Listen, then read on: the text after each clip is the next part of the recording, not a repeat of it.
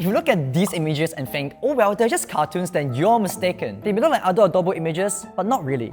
These are the cartoon versions of the Indonesian presidential candidates, and they are setting the social media scene abuzz. If you don't already know, Indonesia is having its presidential election on February 14th, and here are the candidates. Former Jakarta Governor Anies Baswedan, Defense Minister Prabowo Subianto, and the former Central Java Governor Ganjar Pranowo. The use of social media may prove pivotal in this election, but to what extent will it affect the election? Social media is very critical, primarily because of the Gen Z voter, right? That is the voter 30 years and below. At the moment, the better outreach is coming from Prabowo Gibran, primarily because they have more resources.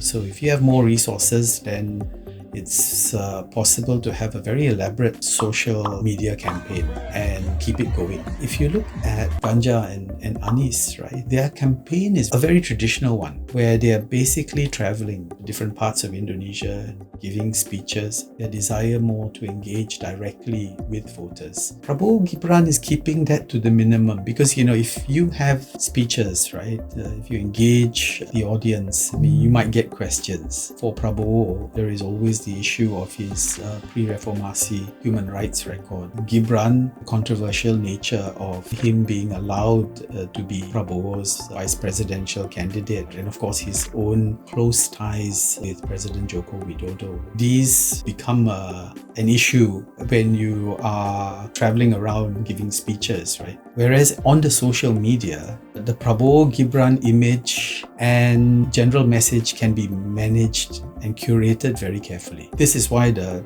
social media dynamic is very important. So whoever can actually develop a very good social media outreach has a massive advantage in this election.